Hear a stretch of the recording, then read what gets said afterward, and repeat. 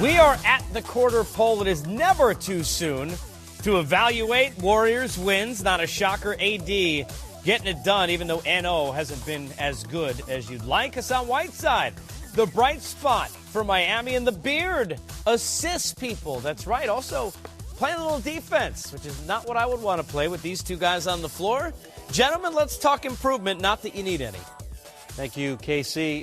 Just over a quarter of the way through the season, Rick, and I thought it'd be good just to maybe evaluate some of the performances that we've seen, some of the players that have caught our eye, and about maybe where they're improving and the importance for not only the team to have success, but for their development in this league as we move on.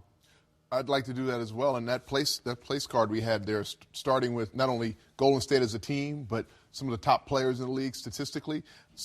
One for me that was left off, Isaiah Thomas in Boston has had to shoulder a huge amount of the responsibility with Al Horford being out, but he's improved his play. And so we usually sometimes don't look at the stars for improvement. No, I hear you, because I wanted to talk some Mike Conley, but we wanted to dig a little bit deeper. Yeah. And the first one we're going to talk about is out of Washington with the Wizards, and that is Otto Porter. The play of Otto Porter for the Wizards has been remarkable so far this year. This is a guy who has to play pretty much off the ball for most of the time with Wall and Beal having it. Yeah, what have you seen from Otto Porter? Well, those two backcourt mates are, they dominate the ball in a lot of ways, get a lot of opportunity, and he has to play without the basketball. And what I've seen from him is constant improvement, slow, steady improvement. Now as a starter the last 2 years, started every game. If you look at every category, he's up in points, rebounds, assists, shooting percentages, shooting 53% from the field and 41 from the three-point line.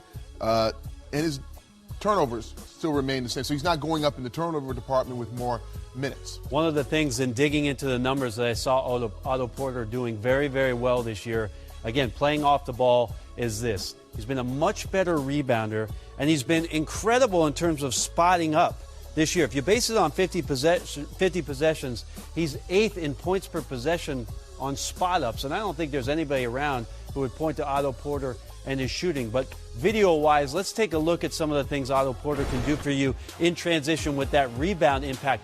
Watch how many guys here Otto Porter beats down the floor.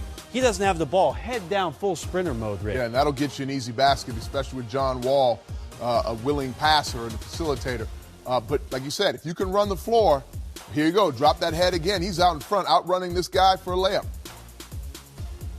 Strong finish, too. Yeah, they rely on Otto Porter's athleticism, guarding wings defensively, but rebounding and running that way has been great. And Scott Brooks has played him at the power forward, 25% of his minutes this year at the power forward position. So Scott mixing up the lineups, giving him some room to run. Good versatility. He averages 30 minutes a game, 25 of them at the power forward position. Explains the uptick in the rebounds. Yeah. Let's go to Indiana as well in the East and look at what Miles Turner has been doing for the Pacers. Lots of talk about Paul George leading this team, but about the potential of what Miles Turner can be at this 5 position, just 20 years old. And a lot of his numbers are, based on last year per 36 minutes, are the same, except the percentages is what I was really interested in. 87% of his shots this year from the 2-point range. Last year was 97%, but you look at some of the improvements here, Rick. Yeah, very, very much so. Getting the opportunity to be that anchor in the paint, having the leadership of Al Jefferson behind him, teaching him some of the little things that the nuances that he'll pick up as a big man. But he's finding his way in this era of basketball in our league right now. Perfect, compliment for a player like Paul George to be able to run the floor, defend the rim, shoot the ball as he does with depth from the three-point line himself. And as you can tell, he has a basketball IQ. Let's take a look at Miles Turner, where I think he's having a tremendous impact for the Pacers, and that is on offensive rebounds and putbacks. A subtle thing for a big man, but this play is not for him. It's for somebody coming off, in this case, C.J. Miles, of a screen to make something happen. C.J. drives to the left, gets into the paint. It doesn't mean Miles Turner quits on the possession. Because of the switch, he's able to walk Marcus Smart down and get the rebound. Watch this. Play away from the ball. He's in that deep left corner. Watch him sneak in and flash and make himself available for Jeff Teague here. He's not going to get the pass, but he is in a great position to do what? Offensive rebounds. So one great number here. Based on 20 possessions, Miles Turner would be fifth in the league in points per possession on putbacks. That means he's getting down there, getting dirty, and getting to an opportunity, Rick, just to lay the ball back in for the Indiana Pacers. Easy points. Easy points they actually need. When I listened to him in an interview at the start of the season, he understood his role. He wanted to rebound. He wanted to defend the rim, be more active in the paint, and we see that with those offensive rebounds. Now, that combined with the shooting, we're seeing some progress with Miles Turner.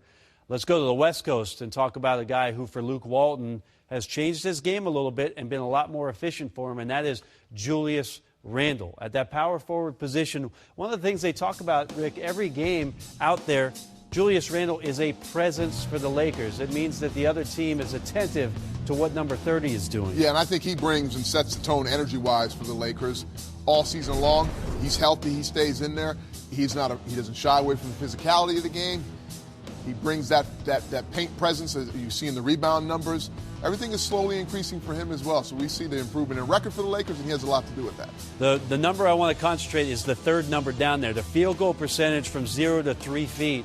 A 16% increase to me tells me two things. One, he's better there. Two, Luke's putting him in better positions to be successful there. It's after action where Julius Randle is taking advantage of defenses on the move. And as guys are closing out to him, his quickness is where he's getting over on some of the other bigs, Rick. Well, when we look at the amount of opportunities usage-wise he got last year, here he is matched up against Anthony Davis, catching this ball and understanding the strength of being able to put it on the floor, going right, starting left, spinning back to his right and finishing. Look at that pump fake. Great patience. This is patience, but also something he's learned, I think, from the usage last year and maybe not being so successful, finding out what to work on in the offseason. That's right. All that isolation last year teaches you not only what you can do, sometimes what you can't do and what you don't want to go back to. Another play here, Randle driving to the right. This time uses his body, gets a little contact, gets up, gets the finish. So some great improvement from Julius Randle in the offensive areas. I can keep going because he's a Laker, but let's check out the next one. Okay, the last one. He might be the best one. The last one will go back to the East Coast, and a player that everybody around the league is talking about because he's dominating every statistical category for the Milwaukee Bucks, and that's Giannis Antetokounmpo. It's one thing to say about Giannis that he's improving, but it's where he's improving that I think is the most critical thing that we look at, Rick. Yeah, the vision, the understanding of how to make the game easier for his teammates and for the Bucks then to have greater success in the win column. We see all. I mean, look, the usage is up, the points are up, assists.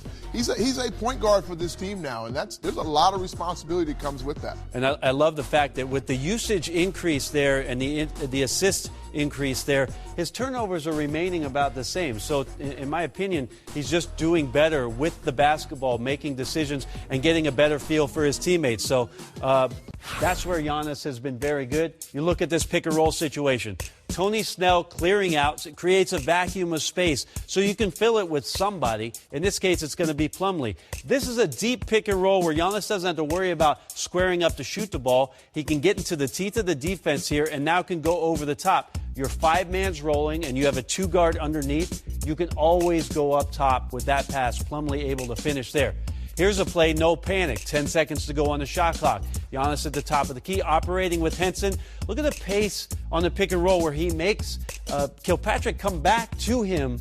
That way, 2 defenders have to commit. Now I can look at the area, Rick, to make a decision. This time, Henson with the finish. Yeah, you would think over the top, but yet the vision to the small little drop pass right there. These guys continue to be in positions where they can be a little bit more successful, but I'm really enjoying the improvement at each of these players so far. We'll see in the next quarter of the season, KC, who can make these kind of strides. But so far, so good with these 4.